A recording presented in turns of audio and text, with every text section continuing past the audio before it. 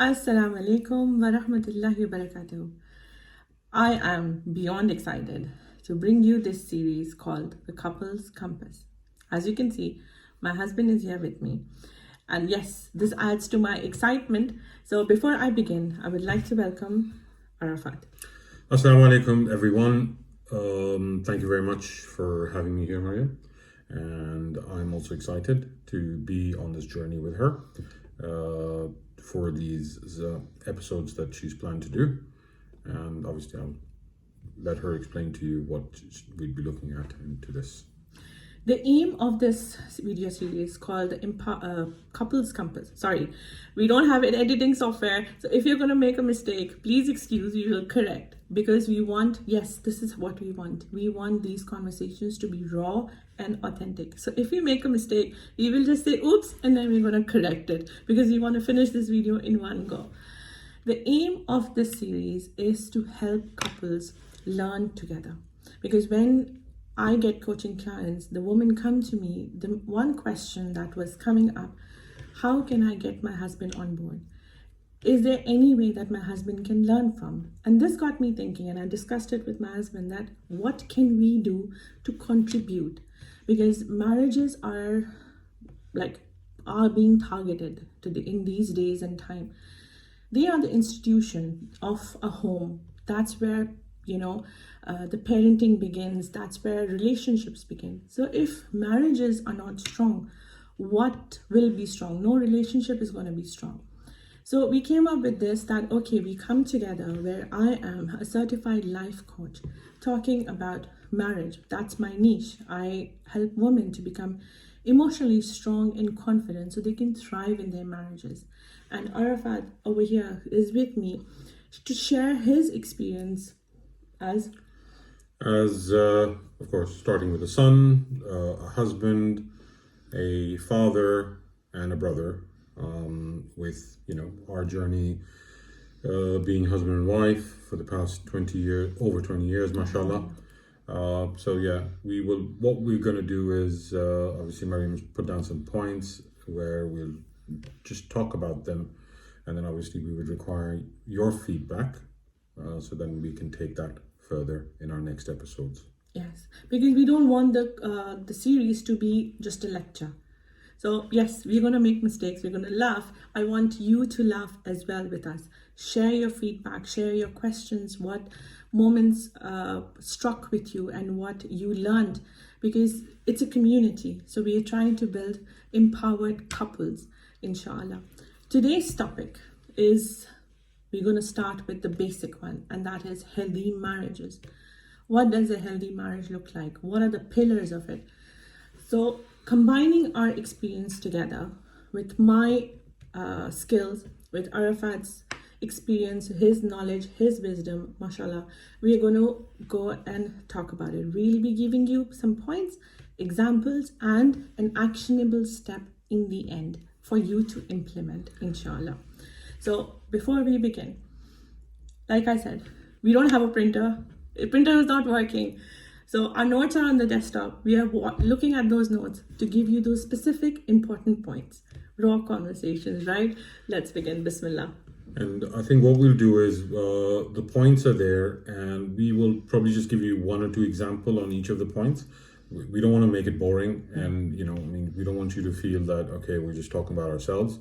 So we'll just give you maybe one point, one example of that particular point, and then we'll just move forward to the other one. Yes, inshallah.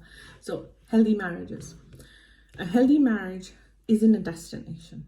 It's a journey together that you build along with your spouse.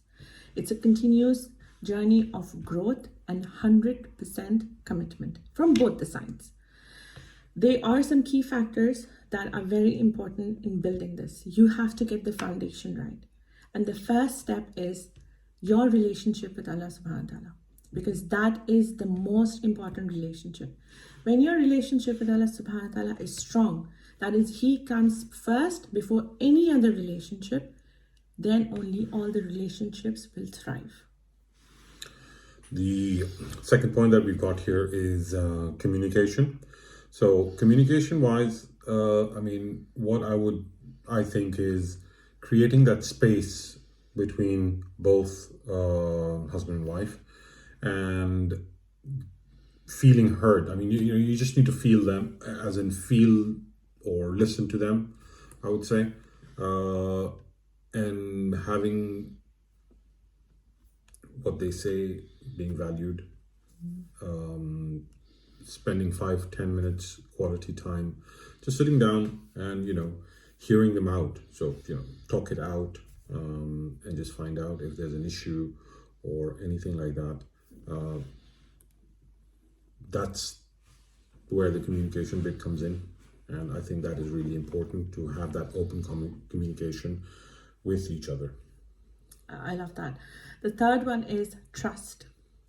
Now, trust is built through consistent actions. Those actions can be spending time together, having conversations together, spending 5 to 10 minutes every day together to listen to each other. When you listen to each other, trust begins. I will give you an example on trust. How can you embody that? Like, let's say, your husband needs to sell a car, okay? And you say that, okay, let's sell a car because we need the money now. But your husband says, yes, I want to sell the car, but now is not the perfect timing. Let's just wait. You trusting his decision. And the same goes for the husband, that the husband trusts the wife's intuition, because the woman's intuition is very strong. So, allowing each other that space and trust, that's how you move together as a couple. The next one that we've got here is mutual respect. So respecting each other's opinions, boundaries. Again, it's all, I think most of these things would match with each other as well. So you've got trust and your opinions, each other's opinions, and respecting the boundaries as well. So everyone, everyone needs their downtime. Time on their own, or a timeout kind of thing. So, if we just need to respect that. If your wife or if the husband wants to be alone for 20 minutes, we need to respect that and just give them that space. Everyone needs their own space. So I think that is also one of the key factors that should be there in a marriage, which just makes everything much easier for both husband and wife. The fifth one is quality time. This is consciously being present, being mindful in the present moment. Now, when I say quality time, it doesn't mean date nights or extravagant holidays and all. Yes, they are good. But what I mean is every day you spending quality time with your husband, even if it's just 5 minutes. You spend time with your wife and with your husband. Take the time out. Check in with each other. How you doing? Are you okay? Do you need a hug? Just simple things like that. Because there is no point that at the end of the week, you are going out for a massive date night, and the whole week you haven't checked in with each other. Or after 3 months, you're going for a holiday, and for the whole 3 months, you haven't checked in with each other. There was no bonding. There was no connection between you two. Then this kind of quality time doesn't serve the marriage. And what do we have next? So compromise. We've obviously looking at compromise is finding a middle ground. It's basically a compromise is not easy for either one of you, either one of the other person. It's just being there for each other. If somebody wants to do something else and you don't feel like doing it, let's say for instance, if the wife doesn't feel like cooking, it's fine. You don't cook, or the husband just goes and cooks. Okay, you don't feel like cooking, I'll cook. You both don't feel like cooking, okay, order takeout. So it's just as simple as that. If you don't want to go out somewhere, like if I don't want to go meet my in-laws, that's fine. She doesn't want to go meet her in-laws, that's fine. Just go by yourself. It doesn't really matter, as long as we don't make it into a big issue, a big thing, because I think that's where then things get bitter. Whereas, okay, okay, you don't want to do that, I don't want to do that, things like that. And then it's like comeback time. Okay, now you said that to me that time, and I said this to you this time. I think that's where things become a little bit tricky, I would say. So I guess compromise is one of the big points as well here that we've put down. Yeah, and can I add something? Yeah. Compromise doesn't mean that you have to let go of your boundaries or put your guard down. That in terms of boundaries, compromise can be done willingly, with a lot of love and mercy. When you say the word compromise, the things that comes to your mind is, oh, subhanallah, I will have to give up now. No, it's not the thing of giving up. It's coming to the middle ground, coming at each other's level. That, okay, if the wife is not feeling well, she doesn't want to go to the in-laws, okay, we can go tomorrow. Or I can go. I can provide for her and I can go. Same goes for the husband. Again, for this, you need to be sitting down together and getting to know what each of you want from a marriage or what you both like. The next point is individuality. And what do I mean by that? It's your personal growth. Like, we both are working on our marriage, alhamdulillah. We know what our marriage was when we got married, how it was 10 years ago and how it is now 20 years plus years, mashallah. We know where we were and how we have grown. So that's us growing as a couple. Then us growing as parents. That there's growth as well. When your children are small, then they become teenagers. That's a different story for another time. But him growing in his ways, me growing in my ways. That can be joining a Quran course for yourself that you want to excel and get better and in Seerah. So you join a Seerah course, or maybe something that he wants to do, something to do with mechanics, or something what he likes. So you doing things which you love, growing indoors, growing together as a couple, and growing together as a parent. Why individuality is important? Because you come first. After Allah subhanahu wa ta'ala, you come first in your relationship. Your growth is pivotal in your relationships. Then we've got patience. Now, patience is again is liking each other's point of view, or it's having patience in thinking.